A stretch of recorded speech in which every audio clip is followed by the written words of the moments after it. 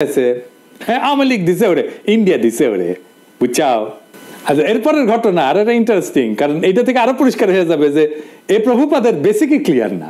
ওই দাবি করেছে যে টঙ্গীতে একটা 80 মেগাওয়াট প্ল্যান্ট নির্মাণের জন্য চীনা কোম্পানি হারবিন তারেক রহমানকে $7.5 লাখ মার্কিন ডলার ঘুষ দিছিল। শুনেন, তাকে নির্বাচন দিতে হবে, তো ও বিএনপির দোষ দিতেছে। বিএনপি কেন বাংলাদেশের বর্তমান অন্তর্বর্তীকালীন সরকারের কাছে নির্বাচন চাইছে? তো এটা গণতান্ত্রিক দল, তো নিজের দেশের সরকারের কাছে সুষ্ঠু নির্বাচন চাইবে না? বিএনপি তো হাসিনার কাছেও চাইছে নির্বাচন। এত বুদ্ধি ওর মাথার থাকলে তো ওর তার ইন্ডিয়ার দালালি করতে হয় না, হাসিনারও দালালি করতে হয় না। এরপরে প্রভুপাত দাবি করছে যে বিএনপি নেতারা নাকি বাংলা ভাইয়ার জেএমবি কে পৃষ্ঠপোষকতা করছে। বিএনপি জামায়াত জোট সরকার জঙ্গি গোষ্ঠীকে তোষণ করতো, তাদেরকে পালতো এন্ড পরে নিজেদের কাজেও ব্যবহার করছে। তার সোর্স কে জানে? অন্তর্বর্তীকালীন সরকারের প্রধান উপদেষ্টা ডক্টর ইউনূসকে একইভাবে দোষারোপ করা যাবে না? উনিও তো ভারতের টিভি মিডিয়া এনডিটিভির সাথে সাক্ষাৎকারে বলছেন বাংলাদেশকে ভারত অস্থিতিশীল করতে চাইলে ভারতের 7 সিস্টার অক্ষত থাকবে না, বলছে না? তাইলে ভারতকে চাপে রাখার ব্যাপারে এনায়েত প্রভুবাদ আবার একটা ভিডিও বানিয়েছে। আমি ওটা কইছিলাম পলিটিক্স নিয়ে কসকসানি না করতে। ভারতীয় পণ্য বয়কট আন্দোলনের সময় ওর কুরকুরে উঠছিল, ব্যাপার না। বাতের রোগীদের যেমন আমাবস্যার পূর্ণিমা বাতের ব্যথা জায়গায় ওঠে, তেমনি প্রভুপাদের কিছু বিশেষ বিশেষ সময় কুরকুরানি ওঠে। ওরে নিয়ে কিছু বলতাম না, কিন্তু একটা ভিডিও সারিছে, এটা নিয়ে কিছু না কইলেই না। মুশকিল হইলো কইছে বিএনপি নিয়ে। বিএনপির ডিফেন্ড করা তো আমার দায়িত্ব না, দায়ও না, আমি বিএনপি করিও না। কিন্তু বিএনপি ব্যাশিং এর নামে কোন শয়তানিটা শ্রী শ্রী এনায়েত প্রভুপাত করতেছে সেটা দেখায় দেওয়া দরকার, কারণ এটা দেশের জন্য জাতির জন্য জরুরি। আমি ওরে প্রভুপাত বলি কারণ ও হইতেছে বিজেপির বুয়েট শাখার সভাপতি।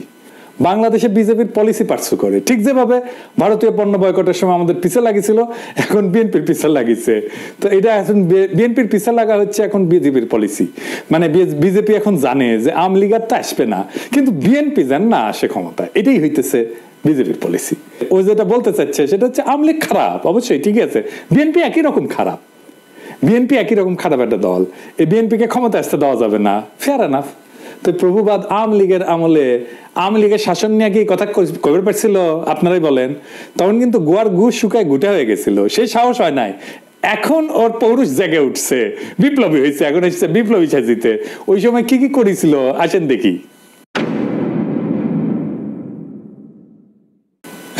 পদ্মা সেতু নিয়ে বই লিখেছিল, হ্যাঁ পদ্মা সেতুর কত কিছু আবার ভিডিও করছিল পদ্মা সেতু নিয়ে। নির্বাচন আগে হাসিনার যেগুলো মেগা প্রজেক্ট গুলো, মেগা দুর্নীতির প্রজেক্ট, সেগুলো নিয়ে ও ভিডিও বানিয়েছিল। পদ্মা সেতু নিয়ে, মাতারবাড়ি নিয়ে, রামপাল নিয়ে, পায়রা নিয়ে, রূপপুর নিয়ে। রূপপুরে কি পরিমাণে টাকা মারিছে এখন সব খবর বাড়াচ্ছে, কিন্তু ওর কাছে আসে নাই গেলে সেই খবর, ওইটা প্রমোট করে গেছে। ইন্ডিয়া আউটের সময় ও ইন্ডিয়া আউটের পিছে লাগিয়েছিল, কইছিল মনে আছে না? এটা আবার দেখেন বাংলাদেশের মানুষ নাকি পেঁয়াজ খেয়ে নেশা করে। শুনেন, বাংলাদেশের মানুষ দুইটা জিনিস দিয়ে নেশা করে, একটা হচ্ছে সয়াবিন তেল আর একটা হচ্ছে পেঁয়াজ। আবার দেখেন নসরুল হামিদের ওটি যে ভিডিও বানায় প্রশংসা করে, হ্যাঁ। আবার ইসরায়েল পণ্য বয়কটের সময় স্টারবাক্সের মগ নিয়ে ওই উপহাস, দুইটা মগ, দুই হাতের দুইটা মগ নিয়ে উপহাস করছিল বয়কটকারীদের। আজ এডিটর সাহেব দেখান তো 5 আগস্টের আগের ভিডিওগুলো দেখান, এখানে টাইটেল গুলা আর পরের ভিডিওগুলোর টাইটেল গুলো এটি দেখান। দেখেছেন? হ্যাঁ, বিপ্লবী পৌরুষ জায়গায় উঠেছে, বিপ্লবী হয়ে উঠেছে। আগে ছিল ধ্বজভঙ্গ, তারপরে 5 আগস্টের পরে ওর পৌরুষ জায়গায় উঠেছে। তা আসেন ভিডিওর শুরুতে কি কইছে সেটা দেখি। 5 আগস্ট বিকাল থেকে বিএনপির বিভিন্ন লেভেল থেকে এই দাবি আসতে থাকে যে আগামী 3 মাসের মধ্যে আপনাকে ওই করছে যে মার্কিন দূতাবাসের সূত্র নাকি দাবি করেছে যে তারেক রহমান বিভিন্ন কনস্ট্রাকশন কোম্পানি আর প্রতিষ্ঠানের কাছে চাঁদা চাইছিল। শুনেন, মার্কিন দূতাবাসেরই আরেকটা সূত্র বলতেছে তারেক রহমান কোটি কোটি ডলারের অবৈধ সম্পদ সংগ্রহ করছে। ঢাকায় আগে একজন মার্কিন রাষ্ট্রদূত ছিলেন যার নাম জেমস এফ মরিয়ার্টি। উনি বলতেছেন তারেক রহমান শুধুমাত্র যে মোনেম কনস্ট্রাকশনের মতন একটা লোকাল কোম্পানির কাছ থেকে ঘুষ খাইছেন এমন না, ওই কি মোনেম কনস্ট্রাকশন তারেক রহমানকে $4.5 লক্ষ মার্কিন ডলার ঘুষ দিছিল। আসল কাহিনী হচ্ছে মার্কিন দূতাবাস এরকম কোনো দাবি করে নাই।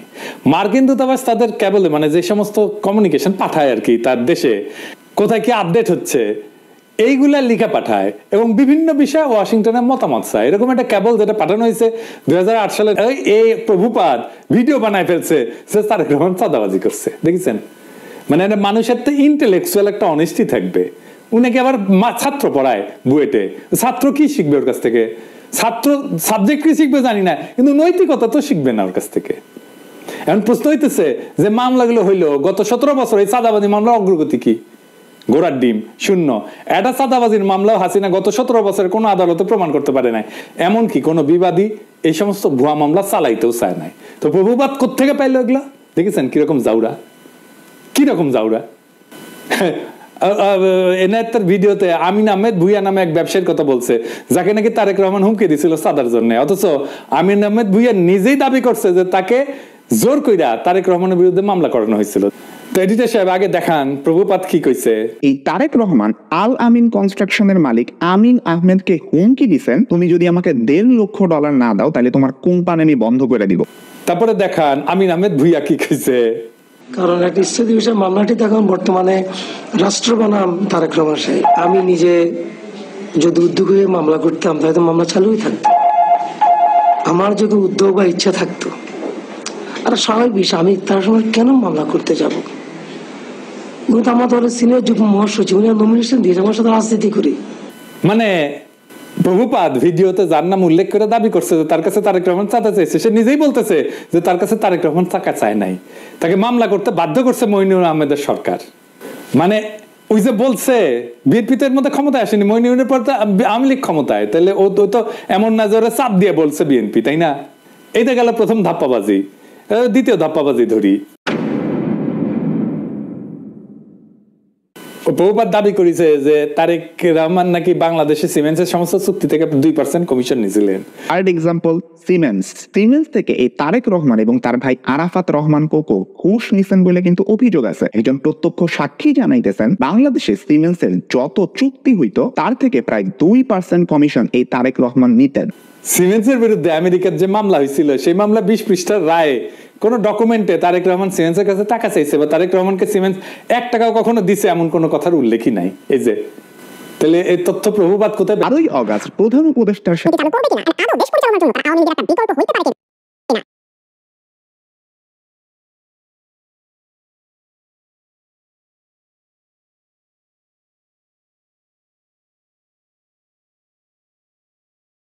আসল কথা হচ্ছে হারবিন একটা টেন্ডার প্রক্রিয়াতে সর্বনিম্ন বিডার হিসেবে 2002 সালে মনোনীত হয়েছিল। এই দরপত্র নিয়ে কোনো মামলা হয়নি কখনোই। তাই হারবিনকে কাজ দিতে তারেক রহমান ঘুষ নিয়েছিল দাবি ভুয়া, কারণ যার টেন্ডার সর্বনিম্ন হয় সে তো এমনি কাজ পাবে। মামলাটা আসলে কি ছিল? মামলাটা ছিল হারবিন এবং তাদের বাংলাদেশের পার্টনার নির্মাণ কনস্ট্রাকশনের টঙ্গীর বেসিক শিল্পনগরীতে যে পাওয়ার প্ল্যান্ট বানানোর কাজ পায় সেটার ওয়ার্ক অর্ডার নিয়ে।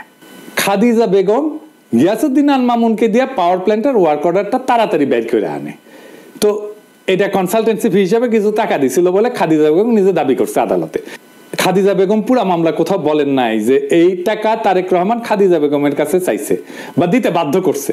তাই 2013 সালে এই মামলায় তারেক রহমানের নাম ছিল, কিন্তু তারেক রহমানকে খালাস দেয় আদালত। মানে হাসিনার আমলে তারেক রহমান আদালত থেকে খালাস পায় হাসিনার আমলে, কিন্তু যে বিচারক খালাস দেয় সে আবার খালাসের রায় দিয়ে দেশে থাকতে পারে নাই, তারা এসকে সিনহার মতো দেশ ছাড়া করে বাধ্য করা। উনি মানে ফিনল্যান্ডে আছেন। এরপর প্রভুপাত দাবি করেছে যে তারেক রহমান নাকি বসুন্ধরা গ্রুপের কাছ থেকে 21 কোটি টাকা নিয়েছিল একটা মামলার বিচার প্রভাবিত করতে। বসুন্ধরা গ্রুপের মালিকের একজন ছেলে আছে, নাম হচ্ছে শাফিয়াত সোবহান স্থানভীর। ইনি কিন্তু আনভীরেরই ভাই। তার বিরুদ্ধেও একটা খুনের মামলার বিচার প্রভাবিত করতেও তারেক রহমান 21 কোটি টাকা নিয়েছিলেন বলে অভিযোগ আছে। এই গল্পটা তখন ডিজিএফআই বানায় পেপারগুলোকে খাওয়াইছিল, যেটা 2016 সালে ডেইলি স্টারে মাহফুজ আনাম নিজেই স্বীকার করছে। সে বলছে ডিজিএফআই বানানো গল্প ছাপানোতে তার ব্যাড এডিটোরিয়াল জাজমেন্ট ছিল। ভুয়া গল্পটা হাসিনার ইন্ডিয়ার দালাল এনায়েত আজকে ওই জেনজিদের খাওয়াইতে আসছে, কোন ধরনের রিসার্চ না কইরাই। কিরকম জাউরা দেখেন। আকবর সোবহান সাহেবের ছেলেকে বাঁচানোর জন্য তারেক জিয়া এত কোটি টাকা দিচ্ছে, একদম ফিগারটা সব উল্লেখ ছিল, 50 কোটি টাকা দিচ্ছে। এটা খুব সুন্দর। তুমি প্রথমে তোমাকে বলতে হবে ডেইলি স্টারে ছাপা হয় না, শুধু প্রত্যেকটা আপনারা লিড করেছেন এটা। না প্রত্যেকটা, আই ডোন্ট রিমেম্বার দ্যাট। না আমার মনে আছে না, এই প্রত্যেকটা কাগজে ওটা ছেপেছে। আমি মনে করি যে আমার সাংবাদিকতার সময়ে ওই সময়ে ডিজিএফআই এর দেওয়া নিউজ আনসাবস্টেন্টিয়েটেড, আমি যেটা ইন্ডিপেন্ডেন্টলি প্রমাণ করতে পারি নাই, ওটা আমি লিখেছি, ইন্ডিপেন্ডেন্টলি ভেরিফাই করতে পারছি না। কিন্তু তুমি যদি আমাকে জিজ্ঞেস করো আমার সাংবাদিক জীবনে, এডিটরের জীবনে ওটা হচ্ছে একটা বিরাট ভুল। আমি ভুল করেছি। ওই সময় ডিজিএফআই এর দেওয়া নিউজ আমার ছাপানো উচিত হয়নি। ইট ওয়াজ এ ব্যাড এডিটোরিয়াল জাজমেন্ট। আমি অপকটে স্বীকার করি। কিন্তু ঘটনা হচ্ছে যে যতগুলো দুর্নীতির অভিযোগ আনছে তারেক রহমানের বিরুদ্ধে, সবগুলো 111 সরকার, এবং 111 তো আপনারা জানেন এটা ইন্ডিয়ার সরকার ছিল, তাই না? এই 111 সরকার ইন্ডিয়া হাতে বাংলাদেশকে তুলে দেয়। এই যে ওই সময় 111 ডিজিএফআই মানে যারা আসলে ইন্ডিয়ার বানানো জিনিস, বানানো তরকারি খাওয়াইছিল, সেই জিনিসটা খাওয়াইতেছে প্রভুপাদ আইসকা জেনজিদের। এবার আসেন খাম্বানিয়া মিথ্যাচারের আলাপটা করি। ওই 111 সরকারের সময় খাম্বা দুর্নীতি সহ বিদ্যুৎ খাতের দুর্নীতি তদন্তে ওরিব ইউনিভার্সিটি বুয়েটের সাবেক ভিসি আব্দুল মতিন পাটোয়ারির নেতৃত্বে একটা তদন্ত কমিটি তৈরি করা হয়েছিল। সেই রিপোর্টটা পর্যন্ত এখনো প্রকাশ হয়নি। খোঁজ নিয়ে জানা যায় যে এই সময় 100 কোটি টাকা মূল্যের খুঁটি সংগ্রহ করছে এরকম 4টা প্রতিষ্ঠান ছিল। এর মধ্যে 3টেই ছিল আওয়ামী লীগ সমর্থিত ঠিকাদারি প্রতিষ্ঠান। এই 5 বছরে আরইবির মোট খুঁটির বেশিরভাগ সরবরাহ করে আওয়ামী লীগ সরকারের সমর্থক ব্যবসায়ী কাজী শাহাদ আহমেদের মালিকানাধীন জেমকম গ্রুপের 5টা প্রতিষ্ঠান। এই গ্রুপ একাই 511 কোটি 30 লাখ টাকার কাজ পায়। এছাড়া আওয়ামী লীগ সরকারের সময় আরইবির খুঁটির পুরাটাই যোগান দেয় প্রতিষ্ঠান। 2002 থেকে 2003 সাল বিএনপি সমর্থিত ঠিকাদারদের ছোট ছোট আরো কয়েকটা প্রতিষ্ঠান কাজ পেলেও 100 কোটি টাকার মতো কাজ করছে গিয়াসউদ্দিন আল মামুনের মালিকানাধীন খাম্বা গ্রুপের 2টা প্রতিষ্ঠান। তবে জোট সরকারের 5 বছরের প্রথম 1 বছর এই প্রতিষ্ঠান কিন্তু কোনো কাজ পায়নি। জোট সরকারের 5 বছরে আরইবির লাইন অধিগ্রহণের আওতায় মোট 879 কোটি 31 লাখ 22 হাজার টাকার কংক্রিট খুঁটি কেনা হয়। এর মধ্যে জেমকন গ্রুপের 5টা প্রতিষ্ঠান খুঁটি সরবরাহ করে 511 কোটি 30 লাখ টাকার, কনফিডেন্স গ্রুপ সরবরাহ করে 119 কোটি 79 লাখ টাকার খুঁটি, খাম্বা গ্রুপের 2টা প্রতিষ্ঠান সরবরাহ করে 102 কোটি 10 লাখ টাকার খুঁটি।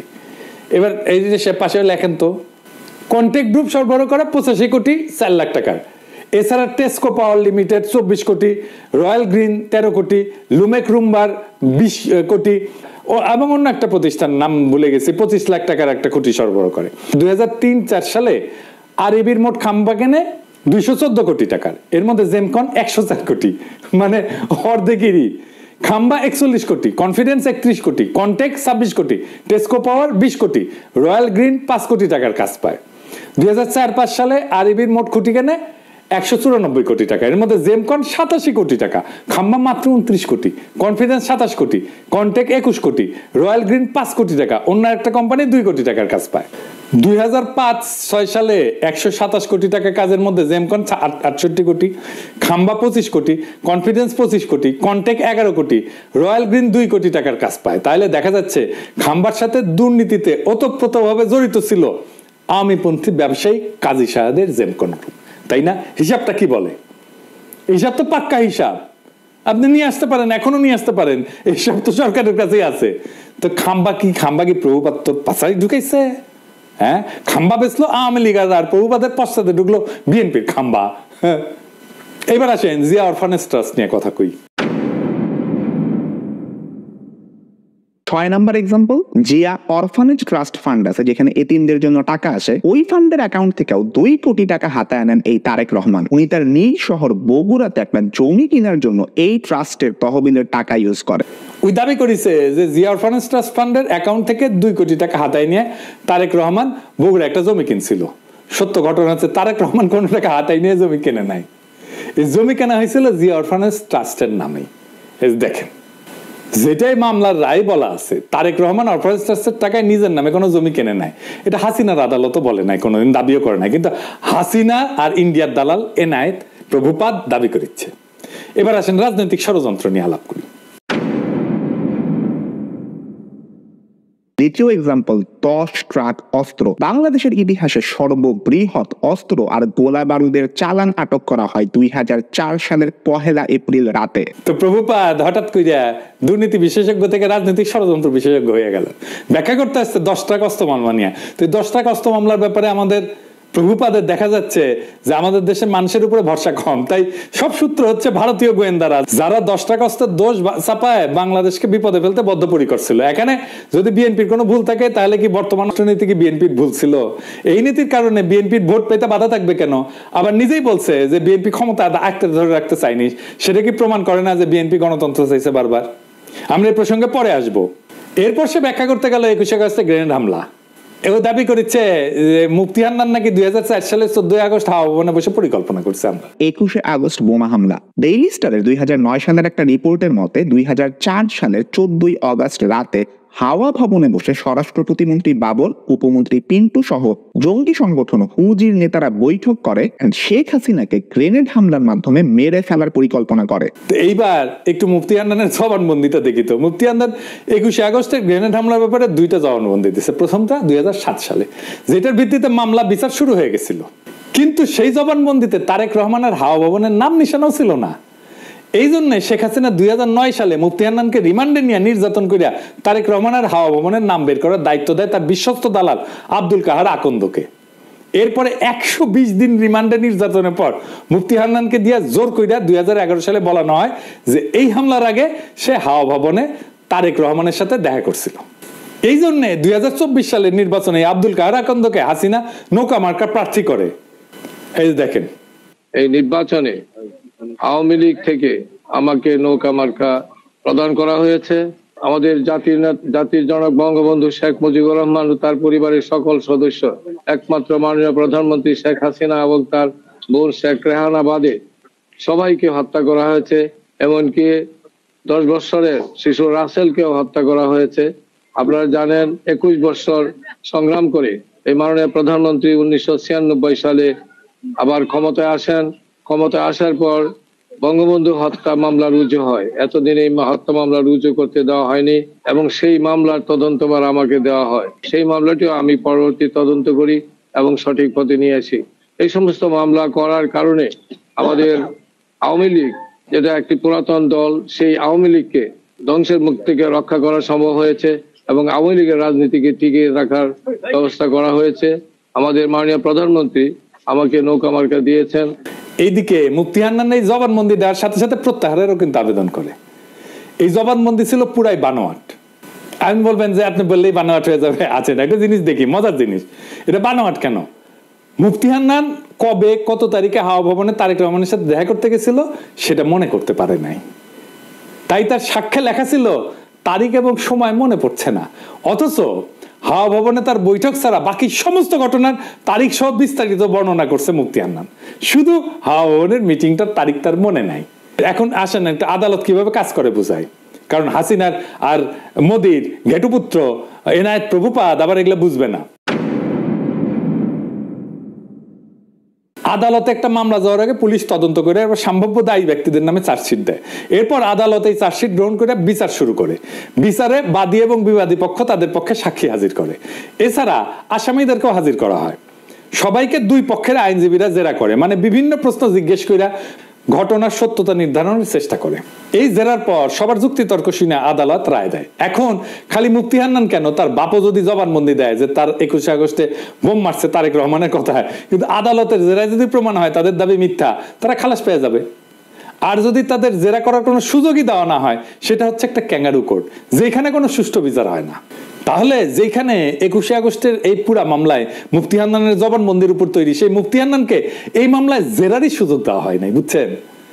জেরা করার ঠিক আগে মুফতি হান্নানকে ফাঁসিতে ঝুলায় খুন করে শেখ হাসিনা, যেন এই ঘটনার পিছনের সত্য সামনে না আসে।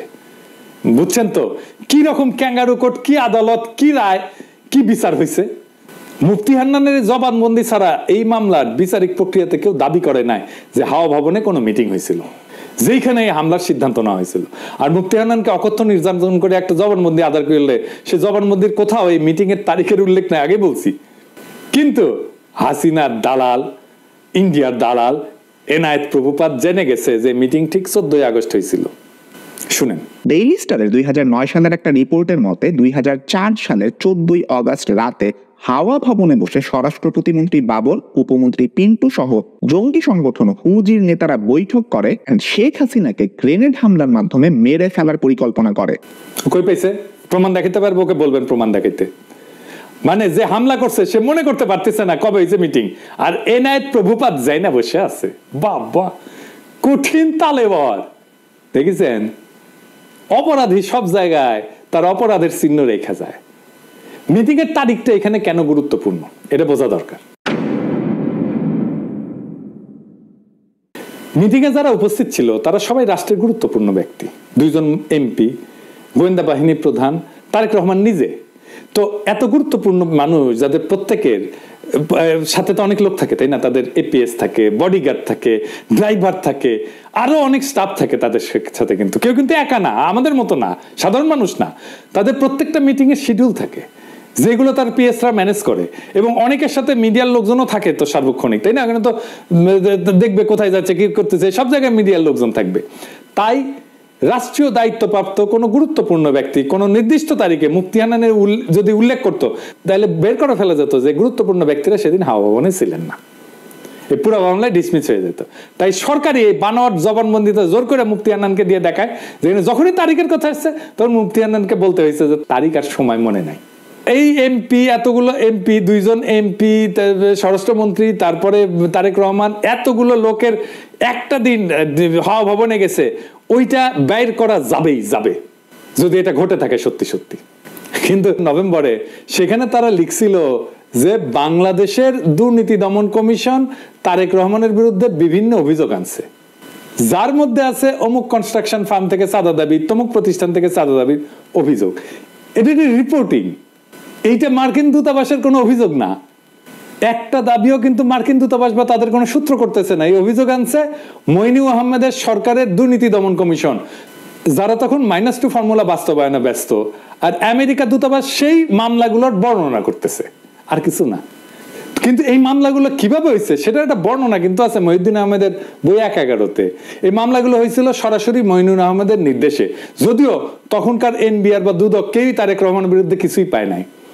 বইয়ের 274 পৃষ্ঠাতে মহিউদ্দিন আহমেদ যখন তৎকালীন এনবিআর এর শীর্ষ কর্মকর্তাকে তারেক রহমানের মামলাগুলোর ব্যাপারে জিজ্ঞেস করছে, উনি উত্তর দিচ্ছেন, কি বলতেছেন, তাদের বিরুদ্ধে তো কোনো মেজর কেস পাওয়া যায়নি, যেমন তারেকের তো কোনো কিছু প্রমাণিত হয় নাই, তার তো কিছু পাই নাই বলতে গেলে, দেখেছেন?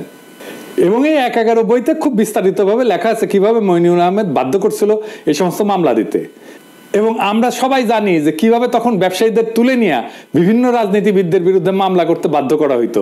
সেই মামলাগুলোর সূত্র ধরে নাকি তো এনাদের ওই যে বাবার দেশ ভারতের কাছে যে ওর নেতা সজীব ওয়াজেদ জয় 90 দিনের মধ্যে বাংলাদেশে নির্বাচন করায় দেওয়ার দাবি করলো, সেটা এনাদের ভালো লাগছে না।